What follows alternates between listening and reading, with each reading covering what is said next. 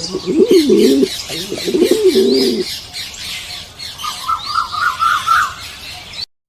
Friends, ಎಲ್ಲರಿಗೂ green life YouTube ಚಾನಲ್ಗೆ ಸ್ವಾಗತ. ಫ್ರೆಂಡ್ಸ್, ಇವತ್ತಿನ ವಿಡಿಯೋದಲ್ಲಿ ನನ್ನ ಹತ್ರ ತುಂಬ ದಿನದಿಂದ ತುಂಬ ಜನ ನನ್ನ ಸಬ್ಸ್ಕ್ರೈಬರ್ ನನ್ನ ಹತ್ರ ಕೇಳಿದಂಥ ಒಂದು ಕ್ವಶನ್ನು, ಬ್ರದರ್ ಪಾರಿವಾಳನ ಪಲ್ಟಿ ಓಡಿಸೋ ವಿಡಿಯೋ ಮಾಡಿ, ನೀವು ಈಗ ಹಾಕಿರೋಂಥ ಎಲ್ಲ ವೀಡಿಯೋದಲ್ಲೂ ಕೆಳಗಡೆ ಕಮೆಂಟಲ್ಲಿ ನೋಡಿ, ಮಿನಿಮಮ್ ಒಂದು 20-30 ಕಮೆಂಟ್ಸ್ ಆದರೆ ಇದಿರುತ್ತೆ, ಇನ್ನು ಜಾಸ್ತಿನೇ ಇರುತ್ತೆ. ಸೊ ಅಷ್ಟು ಜನ ಸಬ್ಸ್ಕ್ರೈಬರ್ಸು ಪಾರಿವಾಳ ಯಾವ ರೀತಿ ಪಲ್ಟಿ ಓಡಿಸೋಂಥ ವಿಡಿಯೋ ಮಾಡಿ, ಸೊ ಪಾರಿವಾಳ 8 ಲೈನ್ ಜಾಸ್ತಿ ಮಾಡೋದು ಒಂದು ವಿಡಿಯೋ ಹಾಕಿ, ಈ ರೀತಿ ತುಂಬ ಕಮೆಂಟ್ಸ್ ಬರ್ತಿತ್ತು. ನಾನು ಮಧ್ಯದಲ್ಲಿ ಒಂದು ಸ್ವಲ್ಪ ದಿನ ಕೆಲಸಕ್ಕೆ ಹೋಗ್ತಿರೋದ್ರಿಂದ ಒಂದು ಸ್ವಲ್ಪ ಬ್ಯುಸಿ ಆದೆ ಸೆಂಟ್ರಲ್ಲಿ. ಹಾಗಾಗಿ ನಿಮಗೆ ವೀಡಿಯೋಸ್ ಕೂಡ ಬೇರೆ ಯಾವ ವೀಡಿಯೋಸು ಮಾಡೋಕ್ಕಾಗಲಿಲ್ಲ, ಈ ವಿಡಿಯೋಸ್ ಕೂಡ ಮಾಡೋಕ್ಕಾಗಲಿಲ್ಲ. ಸೊ ಇವತ್ತಿನ ವಿಡಿಯೋದಲ್ಲಿ ಪಾರಿವಾಳಗಳನ್ನ ಪಲ್ಟಿ ಓಡಿಸೋದು ಹೇಗೆ, ಆಮೇಲೆ ಅದ್ರ ಜೊತೆ ಬೋನಸ್ ಪಾಯಿಂಟ್ ಫ್ರೆಂಡ್ಸ್ ಇನ್ನೊಂದೆರಡು.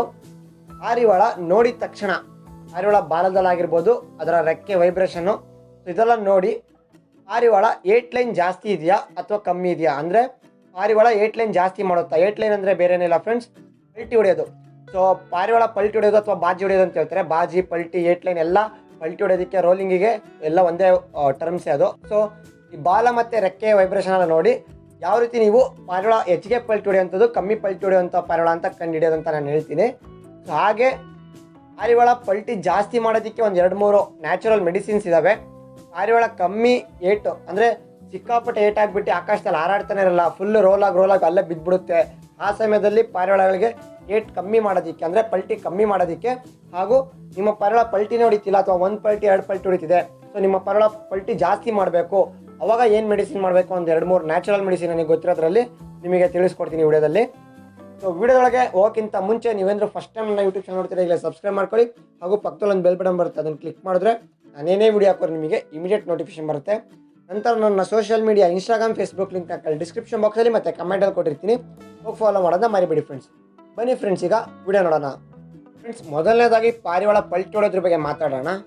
ಸೊ ಕೆಲವೊಬ್ರು ನನಗೆ ಕಮೆಂಟ್ಸ್ ಮಾಡಿರ್ತಾರೆ ಯಾವ ರೀತಿ ಅಂತ ಹೇಳಿದ್ರೆ, ಸೊ ಸಣ್ಣ ಹುಡುಗರು ಅವರಿಗೆ ಗೊತ್ತಿರಲ್ಲ ಇನ್ನಷ್ಟು, ರೈವಲ್ ಅಕ್ಕಿ, ತಾರ ಅಕ್ಕಿ, ಸಾದಾ ಅಕ್ಕಿ, ಓಮರ್ ಅಕ್ಕಿ ಅಥವಾ ಫ್ಯಾನ್ಸಿ ಇದನ್ನೆಲ್ಲ ತಂದುಬಿಟ್ಟು, ಬ್ರದರ್ ಈ ಪಾರಿವಾಳನ ಪಲ್ಟಿ ಓಡಿಸೋದು ಹೇಗೆ, ನನಗೆ ಕೆಲವೊಂದು ಟಿಪ್ಸ್ ಹೇಳ್ಕೊಡಿ ಅಂತ ಕೇಳ್ತಿರ್ತಾರೆ. ತುಂಬ ಕೆಲವೊಬ್ರು ಮಾತ್ರ ಗಿರೆಬಾಜಿ ಪಾರಿವಾಳನ ಪಲ್ಟಿ ಓಡಿಸೋದು ಹೇಗೆ ಅಂತ ನಂತರ ಕ್ವಶನ್ಸ್ ಕೇಳ್ತಾ ಇರ್ತಾರೆ. ನಾನು ನಿಮಗೆಲ್ಲ ಹೇಳೋದು ಒಂದೇ ಆನ್ಸರ್ ಫ್ರೆಂಡ್ಸ್. ಪಾರಿವಾಳ ಬ್ಲಡ್ಡಲ್ಲಿ ಅದರ ಅಪ್ಪ, ಅದರ ಅಮ್ಮ, ಸೊ ಅದರ ಬ್ಲಡ್ಡಲ್ಲಿ ಪಲ್ಟಿ ಹೊಡೆಯೋ ಗುಣ ಇತ್ತು ಅಂತ ಹೇಳಿದ್ರೆ ನೀವು ಅದಕ್ಕೆ ಏನೇ ಟ್ರೈನಿಂಗ್ ಮಾಡೋದು ಬೇಡ, ನೀವು ಡೈಲಿ ಅದನ್ನು ಆರಿಸ್ಕೊತ ಬಂದರೆ ಸಾಕು, ಆಟೋಮೆಟಿಕ್ ಪಲ್ಟಿ ಹೊಡೆಯುತ್ತೆ. ಸೊ ಜಸ್ಟು ಅದರ ಅಪ್ಪ, ಅದರ ಅಮ್ಮ ಪಲ್ಟಿ ಹೊಡೆಯೋವಂಥ ಎಬಿಲಿಟಿ ಇತ್ತು ಅಂತ ಹೇಳಿದ್ರೆ ಆ ಮರಿ ಕೂಡ ಆ ಬ್ಲಡ್ ಪಾಸ್ ಆಗಿರುತ್ತೆ, ಆ ಬ್ಲಡ್ ಲೈನ್ ಅಂತಾರಲ್ಲ ಅದೇ ಫ್ರೆಂಡ್ಸ್. ಸೊ ಅದರ ಅಪ್ಪ ಅಮ್ಮಯಿಂದ ಅದಕ್ಕೆ ಆ ಕ್ಯಾರೆಕ್ಟರಿಸ್ಟಿಕ್ಸ್ ಎಲ್ಲ ಬಂದಿರುತ್ತೆ.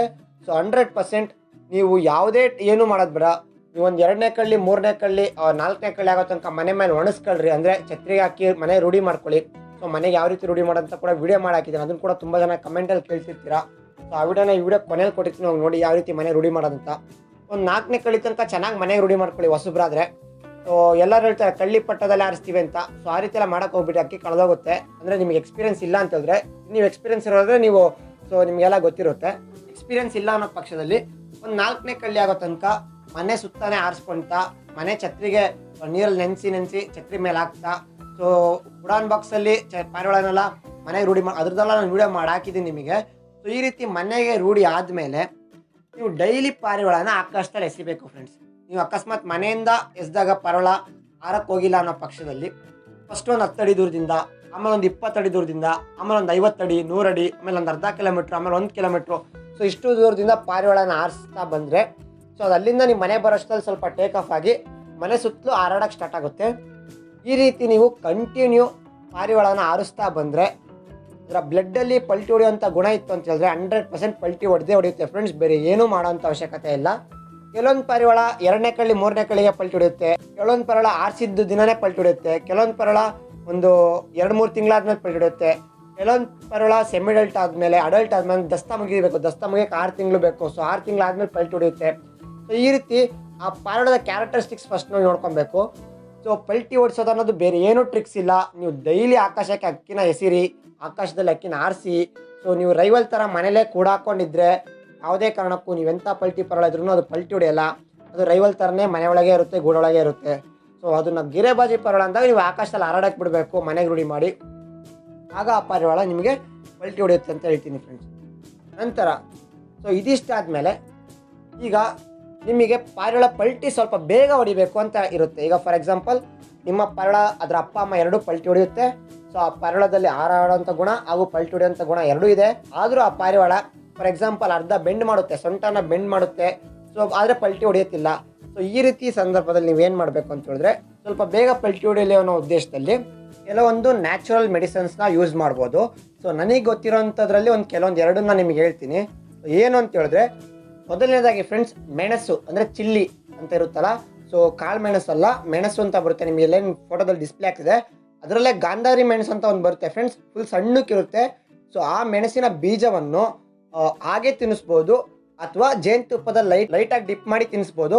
ಸೊ ಈ ರೀತಿ ಮಾಡಿದ ಸಂದರ್ಭದಲ್ಲಿ ನಿಮ್ಮ ಪಾರಿವಾಳ ಏಟು ಜಾಸ್ತಿ ಮಾಡ್ಕೊಳ್ಬೋದು, ಅಥವಾ ಏಟ್ ಇನ್ನೂ ಹೊಡಿತಾನೆ ಇಲ್ಲ ಅನ್ನೋ ಪಕ್ಷದಲ್ಲಿ ಆ ಪಾರಿವಾಳ ಸ್ವಲ್ಪ ಬೇಗ ಪಲ್ಟಿ ಹೊಡಿಯೋಕ್ಕೆ ಸ್ಟಾರ್ಟ್ ಮಾಡುತ್ತೆ ಫ್ರೆಂಡ್ಸ್. ಇದು ಮೊದಲನೇದಾಗಿ ಒಂದು ವಿಚಾರ ಫ್ರೆಂಡ್ಸ್. ಗಾಂಧಾರಿ ಮೆಣಸು ಸಿಕ್ಕಿಲ್ಲ ಅಂದರೆ ಪರವಾಗಿಲ್ಲ.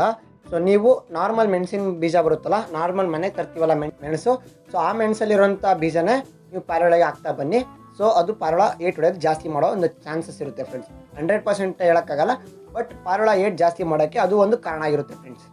ನಂತರ ಫ್ರೆಂಡ್ಸ್ ಎರಡನೇ ಒಂದು ಟಿಪ್ಸಿಗೆ ಏನೇನು ಬೇಕಂತ ಹೇಳಿದ್ರೆ, ನಿಮ್ಮ ಹತ್ರ ಲವಂಗ ಮತ್ತು ಜೇನುತುಪ್ಪ ಇದೆರಡು ಅವಶ್ಯಕತೆ ಇರುತ್ತೆ. ಸೊ ನಾರ್ಮಲಾಗಿ ಲವಂಗ ಎಲ್ಲರ ಮನೇಲಿ ಇರುತ್ತೆ, ಜೇನುತುಪ್ಪ ಕೆಲವೊಬ್ಬರು ಮನೇಲಿ ಇಟ್ಟಿರ್ತಾರೆ ಔಷಧಿಗೋಸ್ಕರ. ಸೊ ಇಟ್ಟಿದ್ರೆ ಓಕೆ, ಅಥವಾ ಇಲ್ಲ ಅನ್ನೋ ಪಕ್ಷದಲ್ಲಿ ನಾಟಿ ಜೇನುತುಪ್ಪ ತಗೊಳ್ಳೋಕ್ಕೆ, ಅಂದರೆ ಡೈರೆಕ್ಟಾಗಿ ಎಕ್ಸ್ಟ್ರಾಕ್ಟ್ ಮಾಡಿರ್ತಾರಲ್ಲ, ಸೊ ಅಲ್ಲಿಂದ ತಗೊಳ್ಳೋಕ್ಕೆ ಟ್ರೈ ಮಾಡಿ. ಅಕಸ್ಮಾತ್ ನಿಮಗೆ ಸಿಗಲಿಲ್ಲ ಅನ್ನೋ ಪಕ್ಷದಲ್ಲಿ ನಾರ್ಮಲ್ ಅಂಗಡಿಯಲ್ಲಿ ಸಿಗುತ್ತಲ್ಲ, ಸೊ ಅಂಥ ಜೇನುತುಪ್ಪನೇ ತಂದು ಅದರಲ್ಲಿ ಈ ಲವಂಗನ ನಿಮಗೆ ಎಷ್ಟು ಬೇಕೋ ಒಂದು ಫಾರ್ ಎಕ್ಸಾಂಪಲ್ ಒಂದು 3 ದಿನ ಕೊಡೋಕ್ಕೆ, ಬೆಳಿಗ್ಗೆ 2 ಸಂಜೆ 2 ಕೊಡಬೇಕಾಗುತ್ತೆ. 3 ದಿನಕ್ಕೆ ಒಂದು 12ರಿಂದ 15 ಲವಂಗನ ಜೇನುತುಪ್ಪದಲ್ಲಿ ನೆನೆಸ್ಕೊಳ್ಳಿ. ಸೊ ಒಂದು 3 ದಿನ ನಿಮಗೆ ಅರ್ಜೆಂಟ್ ಎಮರ್ಜೆನ್ಸಿ ಪಾರಿವಾಳ ಏಟ್ ಹೊಡಿಬೇಕು, ನನಗೆ ಈಗ ತಕ್ಷಣ ಏಟ್ ಹೊಡಿಬೇಕು ಅನ್ನೋ ಪಕ್ಷದಲ್ಲಿ ಒಂದು 3 ದಿನ ಅದರಲ್ಲಿ ನೆನೆ ಹಾಕಿ, ಇಲ್ಲ ನನಗೇನು ಅಷ್ಟು ಅರ್ಜೆಂಟ್ ಇಲ್ಲ, ಸ್ವಲ್ಪ ನಿಧಾನಕ್ಕೆ ಪಾರಿವಾಳ ಏಟ್ ಹೊಡಿಸ್ತೀನಿ ಅನ್ನೋ ಪಕ್ಷದಲ್ಲಿ ಒಂದು ವಾರ, ಮ್ಯಾಕ್ಸಿಮಮ್ ಒಂದು ವಾರ ತನಕ ಅದರಲ್ಲಿ ನೆನೆಸಿ. ಸೊ ನೆನೆಸಾದ್ಮೇಲೆ ಡೈಲಿ ಬೆಳಗ್ಗೆ 2 ಸಂಜೆ 2 ಅದನ್ನು ಹೇಗೆ ತಿನ್ನಿಸ್ಬೇಕು ಅಂತ ಮತ್ತೆ ಕೇಳೋಕೆ ಹೋಗ್ಬಿಡಿ. ಡೈರೆಕ್ಟ್ ಡಿಪ್ ಮಾಡಿರ್ತೀರಲ್ವಾ, ಆ ಜೇನುತುಪ್ಪದಲ್ಲಿ ಲವಂಗನ ಹಾಕಿರ್ತೀರಲ್ವಾ, ಸೊ ಅದನ್ನು ತೆಗೆದು ಡೈರೆಕ್ಟಾಗಿ ಪಾರಿವಾಳ ಬಾಯಲ್ಲಿ ತಿನ್ನಿಸಿ. ಸೊ ಈ ರೀತಿ ಬೆಳಗ್ಗೆ 2 ಸಂಜೆ 2 ತಿನ್ನಿಸೋದ್ರಿಂದ ತುಂಬ ಬೇಗ ಪಲ್ಟಿ ಹೊಡೆಯುತ್ತೆ ಫ್ರೆಂಡ್ಸ್. ನಿಮಗೆ ಒಂದು 3-4 ಡೇಸಲ್ಲೇ ಪಾರಿವಾಳ ಪಲ್ಟಿ ಹೊಡೆಯೋಕ್ಕೆ ಸ್ಟಾರ್ಟ್ ಮಾಡ್ಕೊಳ್ಳುತ್ತೆ. ಈಗ 1-2 ಪಲ್ಟಿ ಹೊಡಿತಿರೋಂಥ ತುಂಬ 8 ಲೈನ್ ಜಾಸ್ತಿ ಮಾಡ್ಕೊಳ್ಳುತ್ತೆ, ಅಂದರೆ ತುಂಬ ಪಲ್ಟಿ ಹೊಡೆಯುತ್ತೆ. ನಂತರ ಈ ಸೊಂಟ ಬೆಂಡ್ ಮಾಡ್ತಾ ಇರುತ್ತೆ ಪಾರಿವಾಳಗಳು. ಕೆಲವೊಂದು ಪಾರಿವಾಳ ಇನ್ನೇನು ಪಲ್ಟಿ ಹೊಡೆಯುತ್ತೆ ಅಂತ ನೋಡ್ತಿರ್ತೀವಿ, ಮತ್ತೆ ಹಂಗೆ ಫ್ರಂಟಿಗೆ ಬಂದುಬಿಡುತ್ತೆ. ಸೊ ಫುಲ್ ರೋಲ್ ಆಗ್ತಿರಲ್ಲ, ಅಂಥ ಪಾರಿವಾಳಗಳಿಗೆ ತಿನ್ನಿಸ್ತಾ ಬಂದರೆ ಸೊ 100% ಒಂದು 3 to 4 ಡೇಸಲ್ಲಿ ಪಲ್ಟಿ ಹೊಡೆಯುತ್ತೆ ಅಂತ ಇದನ್ನು ಯೂಸ್ ಮಾಡಿದವ್ರು ನಮ್ಮ ಫ್ರೆಂಡ್ ಸರ್ಕಲೆಲ್ಲ ಸುಮಾರು ಜನ ನನಗೆ ತಿಳಿಸಿದ್ದಾರೆ. ಸೊ ಹಾಗಾಗಿ ನಿಮಗೆ ಇದನ್ನು ರೆಫರ್ ಮಾಡ್ತಿರೋದು ನಾನೇನು ಮಾಡ್ತೀನಿ ಅಂತ ಹೇಳಿದ್ರೆ, ನಾರ್ಮಲಾಗಿ ಎಲ್ಲ ಪಾರಿವಾಳಗಳನ್ನ ಡೈಲಿ ಅದರ ಬ್ಲಡ್ಡಲ್ಲಿ ಪಲ್ಟಿ ಹೊಡಿಬೇಕು ಅಂತಿತ್ತು ಅಂತ ಹೇಳಿದ್ರೆ 100% ಹೊಡೆಯುತ್ತೆ ಅಂತ ಡೈಲಿ ಆಕಾಶಕ್ಕೆ ಎಸಿತಿರ್ತೀನಿ, ಅಥವಾ ಒಂದಿನ ಬಿಟ್ಟು ಒಂದು ದಿವಸ ಟೈಮ್ ಸಿಕ್ಕಿದಾಗ ಅಲ್ಲಿ ಆಕಾಶಕ್ಕೆ ಎಸಿತಿರ್ತೀನಿ. ಆ ಪಾರಿವಾಳ ಒಂದು ಅರ್ಧ ಗಂಟೆ, 1 ಗಂಟೆ, 2 ಗಂಟೆ ಈ ಥರ ಟೈಮ್ ಮಾಡ್ತಿರ್ಬೇಕಾದ್ರೆ ಆಟೋಮೆಟಿಕ್ಕಾಗಿ ಅದು ಪಲ್ಟಿ ಹೊಡೆಯುತ್ತೆ ಫ್ರೆಂಡ್ಸ್. ಇದಿಷ್ಟು ಟಿಪ್ಸು ಪಾರಿವಾಳ ಪಲ್ಟಿ ಹೊಡೆಯೋದು ಏನಕ್ಕೆ, ಸೊ ಯಾವ ಪಾರಿವಾಳ ಪಲ್ಟಿ ಹೊಡೆಯುತ್ತೆ ಮತ್ತು ಪಾರಿವಾಳ ಪಲ್ಟಿನ ಜಾಸ್ತಿ ಮಾಡೋದು ಹೇಗೆ ಅಂತ ಇವಾಗ ಹೇಳಿದ್ದೀನಿ.